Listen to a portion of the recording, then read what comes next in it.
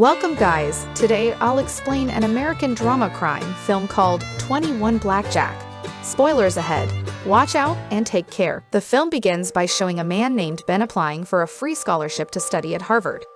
At his meeting with Professor Philip, Ben revealed that he had research on robots and had good marks on the medical entrance exam, and he had also been the leader of America's mathematicians.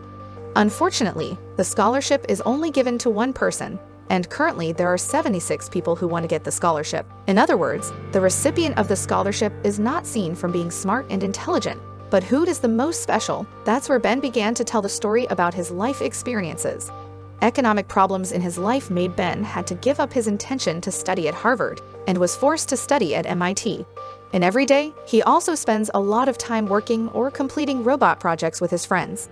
Ben and his friends can be said to be clumsy and low-key students. The three of them often spend time together and discuss their projects. And not infrequently on various occasions, Ben also feels jealous of his friends, who look happy as if there are no burdens in his life.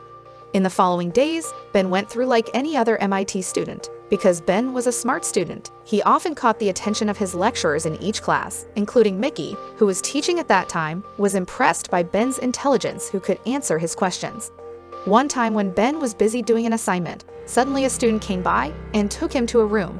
There Ben then met several other students. They were Fisher, Choi, Kaina, and also Jill. Ben even met his lecturer, Mickey. Mickey seems to be very impressed with Ben's intelligence, which he always shows when he teaches. And because of that privilege, Mickey then offers to Ben to join their team and participates in a card game called Blackjack every week. Armed with the intelligence he has, Mickey really feels sure that Blackjack will lead Ben to something very profitable and also lead him to become a very rich person. However, because Ben at that time was still confused about their intentions and clarity, he finally refused on the grounds that every week he was busy working on a project with his friends. On one occasion, when Ben was at work, Jill suddenly appeared to buy a tie. Ben was, of course, very nervous because he apparently liked Jill.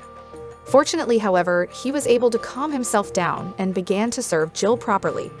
It was during their conversation that Jill finally explained about the real purpose of her coming there, which turned out to be to suggest that Ben would come with her to Las Vegas. And before she went home, also reassured her that if Ben came to Las Vegas, he would be whatever he wanted to be he wants.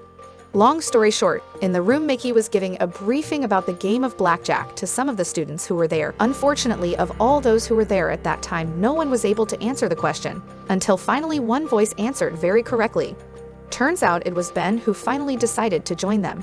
Since joining, Ben has begun to deepen about the game of blackjack with his teammates. From breaks during class, Ben never fails to learn and memorize every card, and to make playing with his team easier, he also memorizes some numbers expressed in words, and a few days later, he was able to quickly memorize and understand the game they will do later. On one occasion, Ben again told Mickey about the reason why he wanted to join all of that, none other than because he was indeed struggling with money to continue his studies at Harvard Medicine.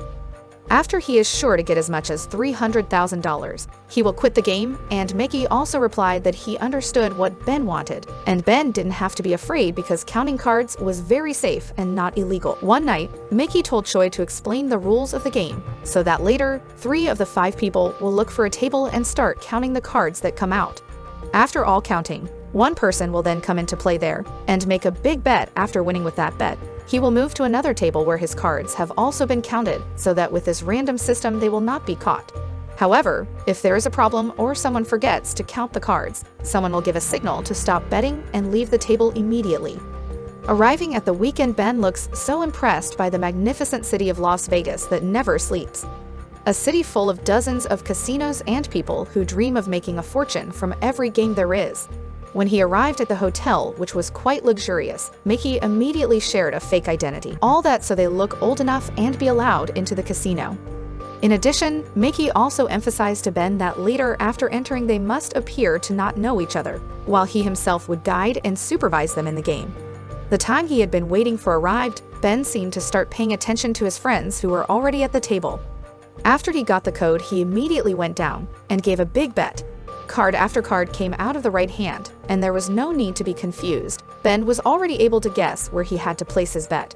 As time went on at each table, Ben won victory after victory, and when the morning came, Ben came out with quite a lot of wins. At noon, Ben was awakened by Jill and gave some money for the average profit from last night's achievement. And he also praised that Ben never miscounted cards and could get more results than Fisher. Ben was of course very happy to hear the compliment from the person he liked. However, he also revealed that he would only play until he could pay his tuition to get into Harvard. Not long after, Mickey returned to collect the $5 to give a little direction. Here he also praises Ben's extraordinary achievements and never miscalculated, while Fisher actually got a reprimand for continuing to play when he was warned to withdraw. Night fell, Ben returned to the game area and waited for the code to place a big bet. On the other hand, Cole, a gambling supervisor, received a warning from the casino owner that he had been negligent in monitoring the game, and as a result the casino lost a lot last night. After they went home, according to Mickey's directions, Ben was very secretive about his side job. Even he also kept it all a secret from his mother, who previously wanted to give his savings money to increase the cost of going to college at Harvard. However, Ben refused the money and said that he had received a free college scholarship.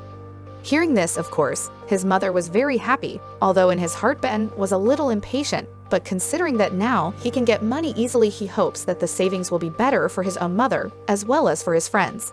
He still keeps the secret and lies that last weekend he went to his brother's house and forgot to bring his cell phone. The following weekend, Ben and his team returned to Vegas.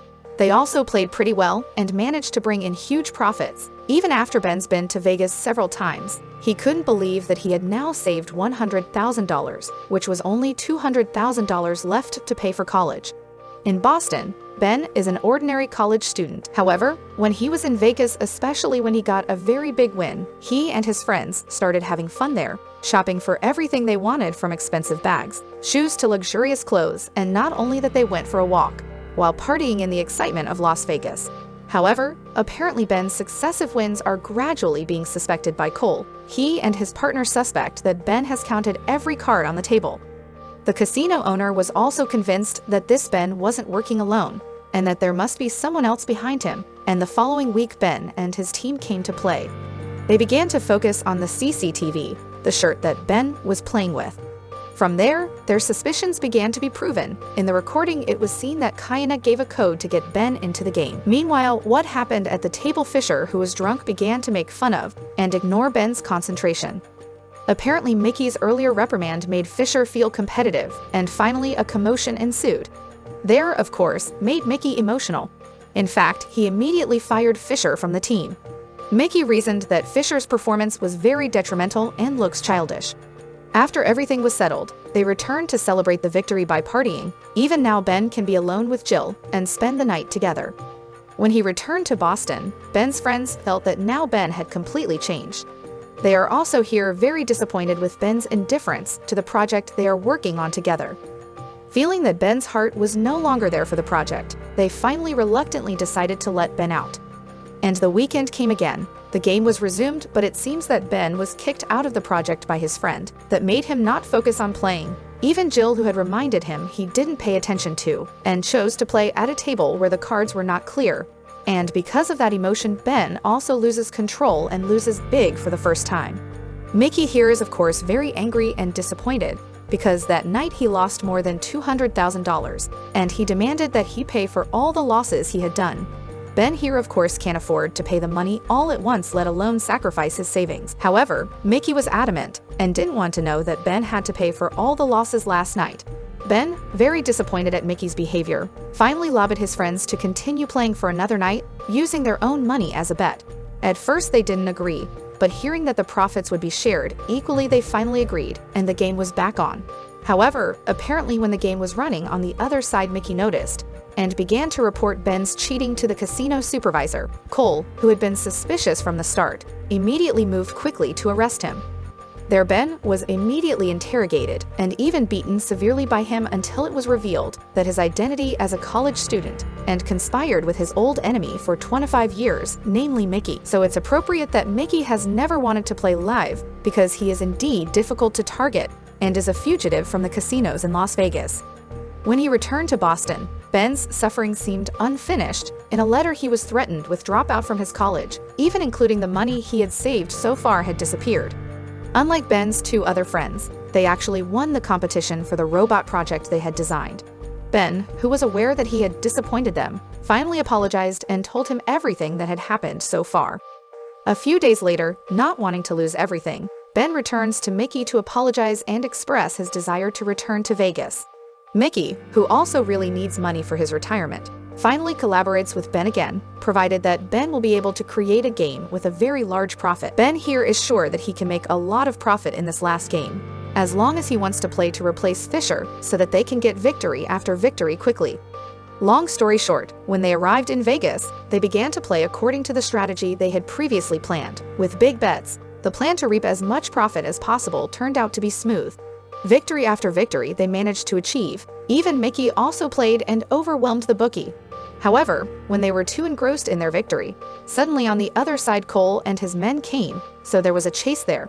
With all their might they each started running to save themselves. In a state of being almost cornered, Mickey suggested to split up and asked Ben to hand over the chips they had gotten, and finally he planned to wait for them at the place that had been promised earlier. In fact, he planned a devious plan to go straight to the airport and leave Ben and his friends as bait to be caught. But unfortunately, guys, he was wrong. When he realized the chip underneath was just a bunch of chocolates, and in the taxi it turned out to be a casino supervisor. It turned out that this had all been planned, and all of this started when Ben was interrogated by Cole. There Cole offered a deal to Ben to take Mickey to Vegas in return for all of Ben's problems to be solved. Well, regarding the chip that turned out to be chocolate, it turns out that Ben manipulated it with Jill, where when Cole's subordinates were chasing them, they exchanged it for the chocolate bag that they had previously prepared. Unfortunately, when he was going home and the plan had been successfully carried out, Cole even asked for the chip to guarantee his retirement. There he threatened to shoot Ben if he refused. However, it turns out that Ben has prepared everything carefully because at the casino, it turns out that two of his project friends are playing. At least Ben could go home with a bit of a win. That's the story of Ben's past that was revealed to Professor Philip as the story he thought was the most special of the other scholarship candidates.